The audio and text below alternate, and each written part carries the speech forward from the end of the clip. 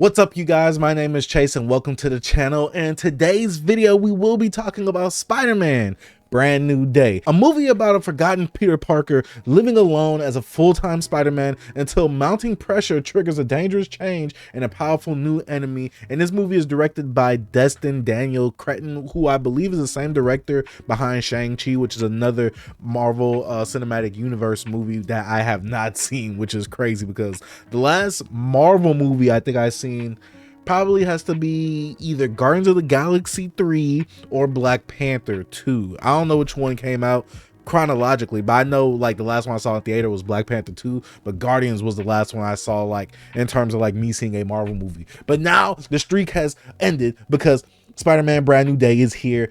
And I gotta be honest with you guys, if people were to say that Tom Holland was their #1 Spider-Man, I understand. In fact, I actually understood that point from the first 3 movies from Tom Holland's original trilogy because he's very likable. There's many things about Tom Holland's take on Spider-Man that is very enjoyable, that is very attractive, but I will say there are a lot, and I mean a lot of things that detract many people from liking Tom Holland's Spider-Man. But I feel like a movie like this might rein those people in to a certain degree. Now, as usual, we got a lot of returning cast because this is the 4th movie within a series itself. And I gotta say that all the people that are returning from their usual like characters, Tom Holland is doing a fantastic, phenomenal job as Peter Parker and Spider-Man, especially with this movie, him having to really focus and hone in on being an adult Peter Parker, being what I really don't really talk about his situation financially like that, but also being alone, living in a crappy studio that no one's checking for, and no one is checking in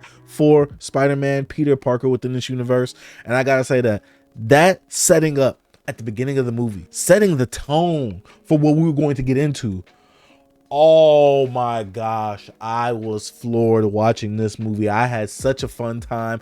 Honestly, when I came out the movie and I was driving home, I was thinking to myself, this can't really be a review because I'm too biased towards Spider-Man because I love Spider-Man. Spider-Man's my #1 favorite superhero of all time. Him, then Batman. I know, very, mainstream, it's not too unique, but god dang it, that's what I like. So when we talk about this movie, when we're going into this movie, there were a lot of hype factors going into this movie, especially with a lot of the speculation that was going on online. If you guys are new to the channel, or if you guys do not know, I don't watch movie trailers. I only watch one. I watched the teaser trailer and I watched the actual trailer, and that's about it. Because a long time ago during the Civil War promotion for the Captain America movie, the second trailer came out, and I vividly remember this because this was the day that I decided to never watch any trailers after the first one again. I remember the one day that second trailer for Civil War came out, and all we saw was Captain America's shield get caught, and all we saw was Spider-Man. Now I know that was a dope trailer for that moment, but imagine if you was in the theater and you didn't know anything about Spider-Man being in that movie. You would just watch it and just see him randomly come up on screen.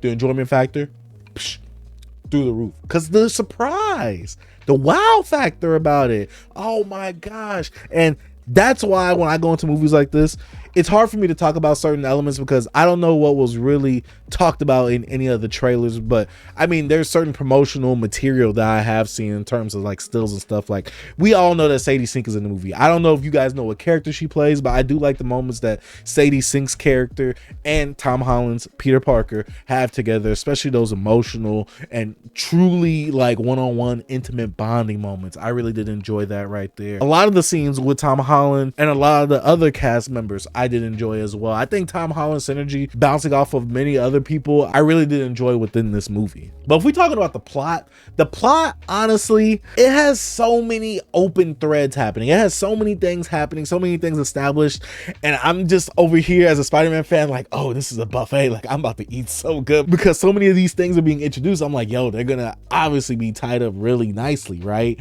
Well, no, I mean, yes, but kind of no. And so my main problem with the movie, one, the antagonist.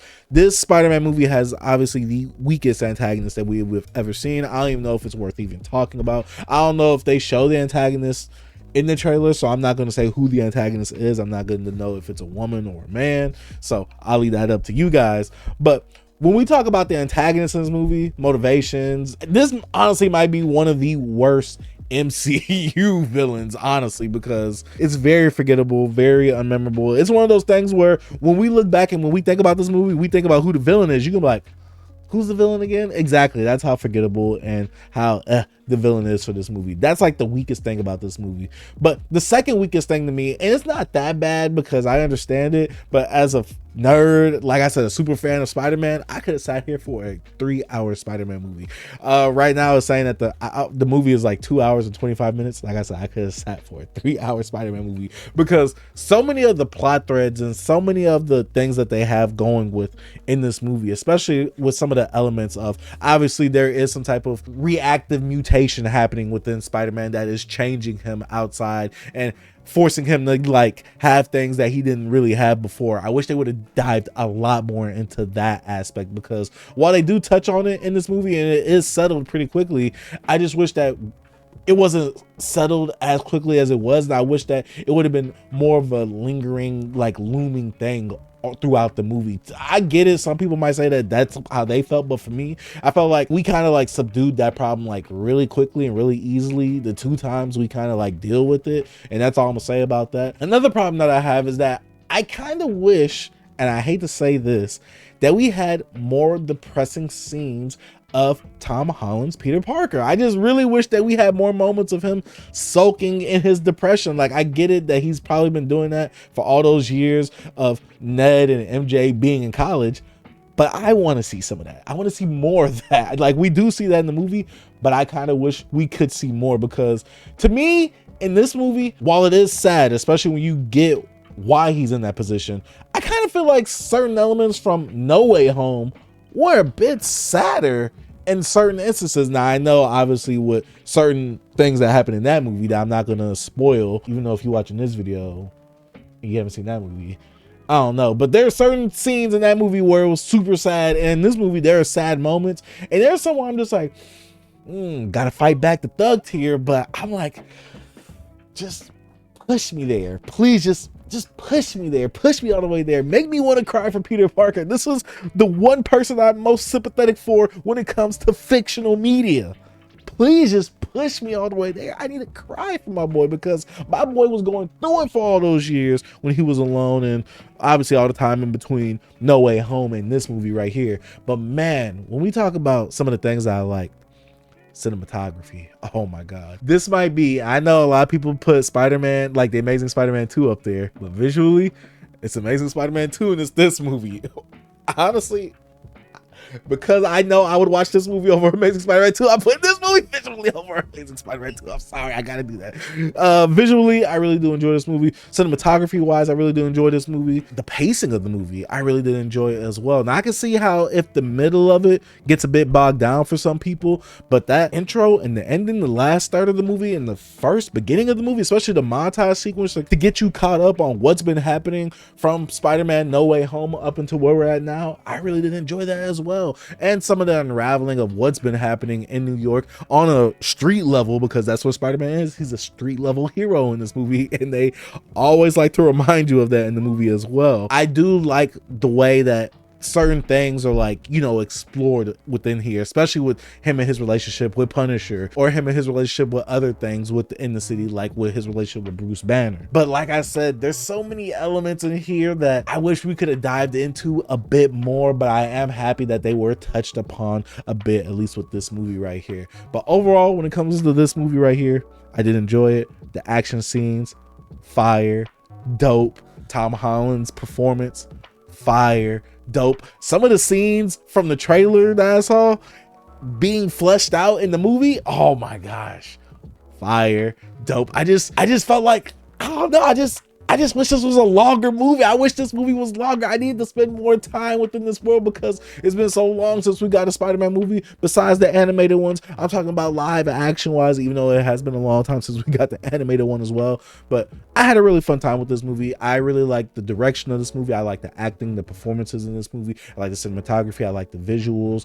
Writing, I will say this, when it came to the jokes, It could just be my theater, maybe, or maybe the jokes just wasn't funny to me because comedy is subjective. There was some jokes that just didn't really land with me, and it didn't land with my theater because it did that thing where, you know, a character says something funny or very witty, and it leaves that room, that pause for like you to laugh before someone starts speaking again, like a sitcom. Well, there were those moments, and no one in the theater was laughing, and I was just like, that's all I could do. It kind of felt like secondhand embarrassment to a degree. But overall, I still had a really fun time. Coming out of the theater, I want to give this movie like a 9 out of 10. But I know, you know, coming off of my high and the hype that I have for, you know, this movie actually coming out, I could see if it's like maybe at 8.5, maybe at 8 to some people. Or it can honestly go up to a 9.5, maybe 9.7. Maybe 10. I don't know. I'm not gonna say that, but you guys let me know what you think about this movie down in the comment section down below. Like I said, thank you guys for watching. If you're new to the channel, you haven't already, go ahead, hit the subscribe button, like the video, and don't forget to hype the video if you can, or you know, have the ability to within the YouTube app. But my name is Chase. Thank you guys for watching. Peace.